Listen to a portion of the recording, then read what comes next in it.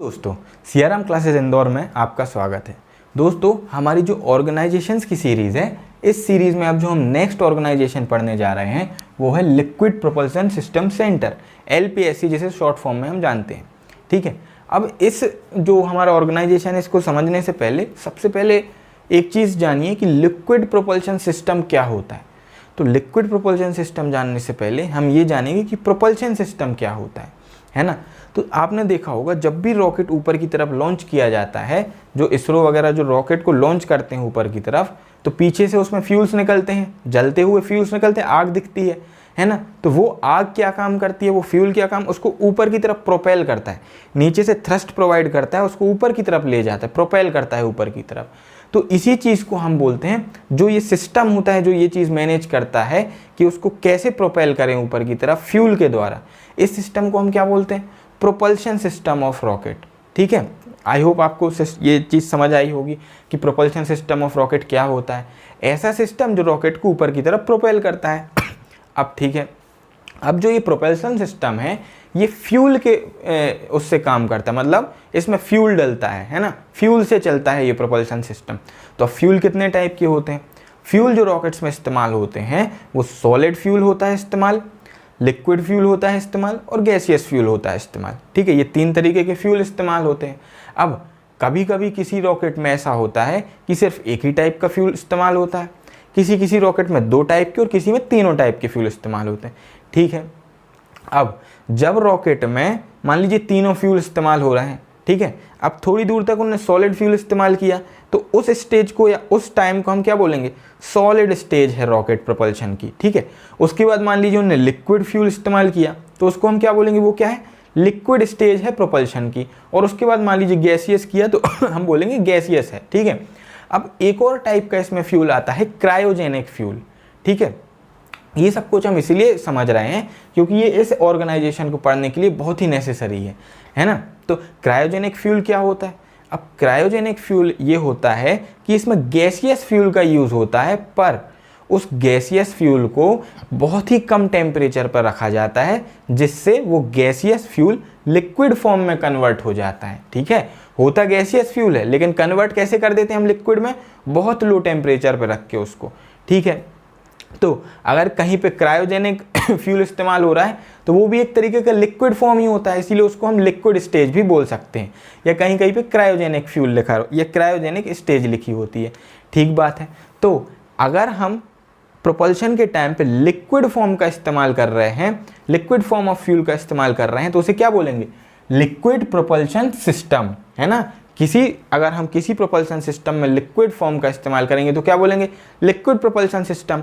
और जो organisation liquid propulsion system के ऊपर रिसर्च करता है उसे हम क्या बोलते हैं, liquid propulsion system centre. I hope आपको ये चीज़ समझ में आई होगी, है ना। और ये जो सेंटर है ये क्या है, ये इसरो की एक यूनिट है, यूनिट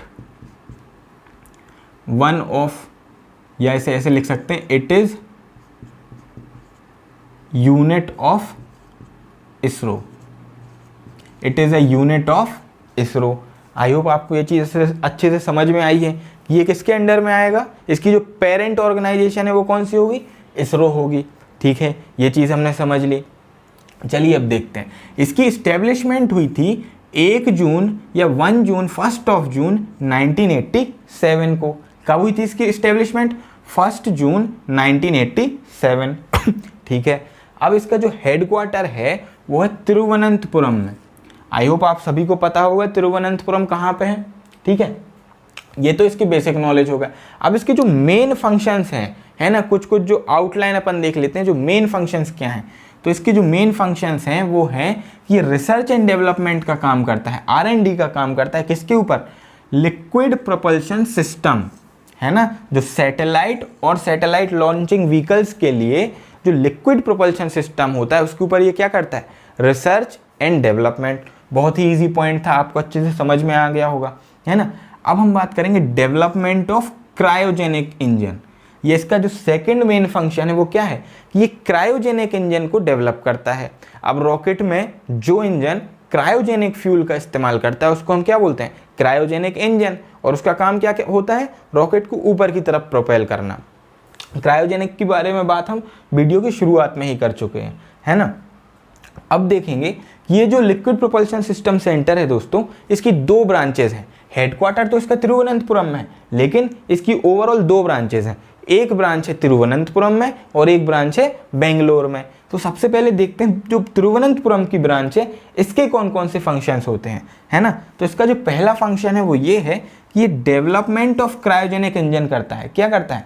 क्रायोजेनिक इंजन को डेवलप करने का काम करता है। अब क्रायोजेनिक इंजन क्या होता है अच्छे से समझ चुके हैं, है ना। तो जो सैटेलाइट्स और सैटेलाइट लॉन्चिंग व्हीकल्स में यूज होता है क्रायोजेनिक इंजन, उसको डेवलप करता है, ठीक है।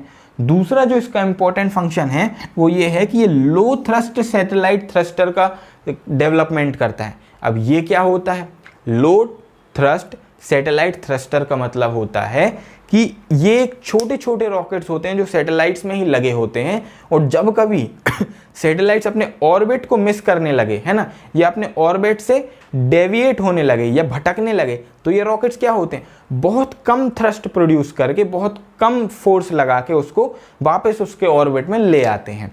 आई होप आपको समझ में आया होगा। जैसे मान लीजिए ये सैटेलाइट का ऑर्बिट है और वो सैटेलाइट इधर से जा रही थी, लेकिन अब मान लीजिए वो थोड़ा सा डेविएट हो गई, तो ये लो थ्रस्ट सैटेलाइट थ्रस्टर क्या करेंगे? ये इसको इस साइड से इस साइड की ओर धक्का देंगे, थ्रस्ट प्रोड्यूस करेंगे और वापस ये अपने ऑर्बिट में आ जाएगी। आई होप आपको ये समझ में आया होगा। और ये जो तिरुवनंतपुरम वाली ब्रांच है, इसका एक और मेन फंक्शन है कि जो हमारे सैटेलाइट लॉन्चिंग व्हीकल है PSLV और GSLV, कौन से? PSLV और GSLV, इनमें जो लिक्विड स्टेज ऑफ प्रोपल्शन है, जहां पर लिक्विड फ्यूल का यूज होता है, उसको ये क्या करता है? डेवलप करता है ना। PSLV और GSLV के लिए लिक्विड स्टेज को डेवलप करता है, उस पर रिसर्च करता है और उसको और ज़्यादा डेवलप करता है। अब आप कहेंगे वो तो पहले से ही डेवलप है, लेकिन ऐसा नहीं होता है। समय के साथ साथ हर चीज़ और ज़्यादा एडवांस बनाने की कोशिश हमेशा चालू रहती है ना। चलिए ये हमने देखा। अब हम देखेंगे LPSC बेंगलोर के कौन कौन से मेन फंक्शंस हैं। तो इसका जो main function, first main function है वो ये है कि ये जो हमारी इनसैट सैटेलाइट्स हैं, जीसैट सैटेलाइट्स हैं और IRS सैटेलाइट्स हैं, इन सभी के प्रोपल्शन सिस्टम को डेवलप करता है। प्रोपल्शन सिस्टम अच्छे से समझ चुके हैं, ऐसा सिस्टम जो ऊपर की तरफ प्रोपेल करेगा लॉन्चिंग के टाइम। तो ये जो इनसैट सैटेलाइट है, जीसैट सैटेलाइट है और IRS सैटेलाइट्स हैं, इन सभी का क्या डेवलप करता है? प्रोपल्शन सिस्टम के ऊपर रिसर्च करता है, उन्हें डेवलप करता है और कंटिन्यू उनके एडवांसमेंट पे काम करते रहता है। ठीक बात है। अब ये एक चीज़ और डेवलप करता है जिसको हम बोलते हैं ट्रांसड्यूसर्स। ट्रांसड्यूसर्स क्या हैं? तो दोस्तों आइए हम ट्रांसड्यूसर्स समझते हैं। जो हमारे सैटेलाइट्स होते हैं और सैटेलाइट लॉन्चिंग व्हीकल्स होते हैं, इनमें कुछ खास तरीके के ट्रांसड्यूसर्स लगे होते हैं। इनका काम ये होता है कि ये एक फॉर्म ऑफ सिग्नल को दूसरे फॉर्म ऑफ सिग्नल में कन्वर्ट कर देते हैं। जैसे किसी एक एनर्जी का सिग्नल है तो उसको किसी दूसरी एनर्जी के सिग्नल में कन्वर्ट कर देंगे, और दूसरी एनर्जी का सिग्नल है उसको किसी पहली एनर्जी के फॉर्म में, पहली एनर्जी के सिग्नल के फॉर्म में कन्वर्ट कर देंगे। ठीक है। तो ये हर सैटेलाइट और हर सैटेलाइट लॉन्चिंग व्हीकल के हिसाब से अलग अलग तरीके से डिज़ाइन किए जाते हैं और उनमें इंस्टॉल किए जाते हैं। ठीक है। लेकिन यहाँ पे जो काम होता है वो इनको डेवलप करने का होता है, इन पर रिसर्च करना, इनको एडवांस बनाना और उनको डेवलप करने का काम होता है। ठीक है। अब जो इसका लास्ट नहीं पर जो एक इम्पॉर्टेंट वन हमने लिखा है, वो इसका जो फंक्शन है वो क्या है? ये मोनोप्रोपेलेंट थ्रस्टर्स को डेवलप करता है। अब ये मोनोप्रोपेलेंट थ्रस्टर्स क्या होते हैं? तो दोस्तों जो सैटेलाइट लॉन्चिंग व्हीकल्स होते हैं या सैटेलाइट्स होती हैं, इनमें कुछ ऐसे थ्रस्टर्स लगाए जाते हैं।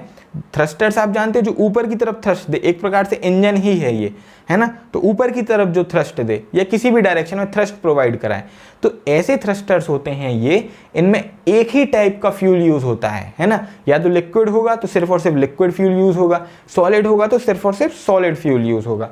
तो आई होप आपको मोनोप्रोपेलेंट थ्रस्टर्स अच्छे से समझ में आया होगा। ये क्या करता है? इसमें एक ही टाइप के फ्यूल का यूज होता है और ये कहाँ पे डेवलप किया जाता है? LPSC बेंगलोर में। दोस्तों आई होप आपको हमारा वीडियो पसंद आया होगा। हमारे चैनल को सब्सक्राइब करें और जो हमारी वीडियोस हैं उनको लाइक करें और शेयर करें।